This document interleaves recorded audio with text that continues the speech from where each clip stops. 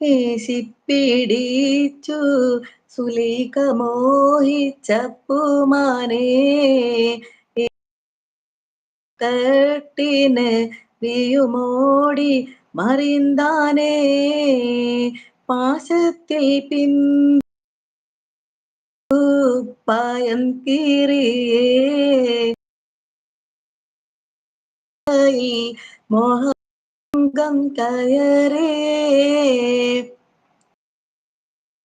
രാജൻ അസീസിന്റെ ആരംഭ സൗജത്ത് മിന്നിത്തിളങ്ങി ഇളങ്ങും സീനത്തൊളി രാജാത്തീ.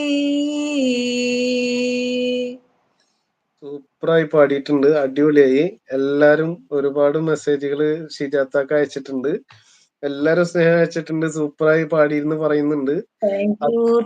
Apsara enjoy enjoy എന്ന് പറയുന്നുണ്ട്. അപ്സര അതിൽ ഒരുപാട് ക്ലാപ്പ് ചെയ്തിട്ടുള്ളതും വീണയും അതുപോലെ മ്യൂസിക് റിലേറ്റഡ് ആയിട്ടുള്ള മെസ്സേജുകളാണ് കൂടുതലും. സൂപ്പർ നന്നായി ചെയ്തു എന്ന് പറയുന്നുണ്ട് ഷിബു. ഷിബു നമ്മുടെ അയന ഇവിടെ ഉണ്ടായിരുന്നു, കുറെ നേരം നമ്മളോടൊപ്പം ഉണ്ടായിരുന്നു. ചിലപ്പോൾ ഡ്യൂട്ടിയിലായിരിക്കാം എന്ന് തോന്നുന്നു. ഇപ്പൊ കുറച്ച് സമയമായിട്ട് അയനയുടെ മെസ്സേജുകൾ കാണുന്നില്ല.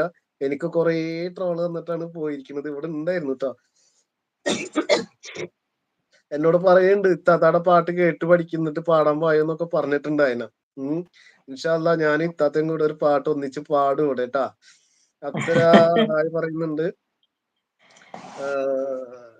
നമ്മുടെ എന്താണ് നമ്മുടെ അയനയുടെ ഒരു സ്റ്റോറി ഉണ്ട് കേട്ടാ ശ്രീജാത്ത്, ഞാൻ പറഞ്ഞുതരാം. നമ്മളവിടെ കാണുമ്പോ ഞാൻ പറഞ്ഞുതരാം.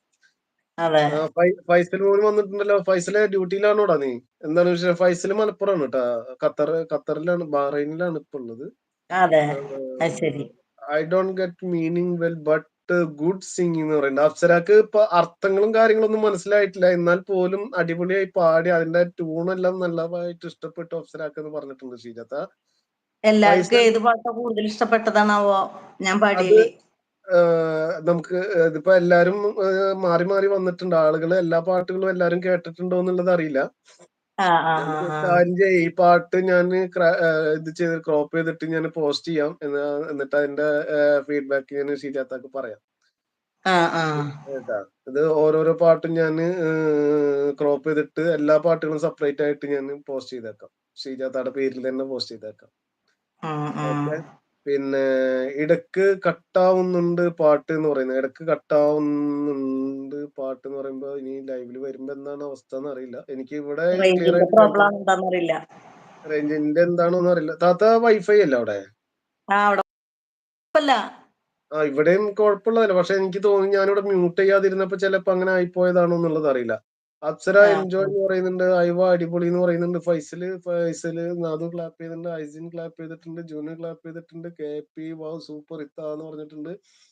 നെജു ക്ലാപ്പ് ചെയ്തിട്ടുണ്ട്. സൂപ്പർ പൊളിച്ചു എന്ന് പറയുന്നത്, അടിപൊളിയായിരുന്നു പറയുന്നത്. നാദിർ ഹായ് സുഖമായോ, തലവേദന ഒക്കെ മാറിയോ എന്ന് ചോദിക്കുന്നുണ്ട്. ഫൈസല് ഇത്ത നല്ല സ്വരം എന്ന് പറയുന്നുണ്ട്.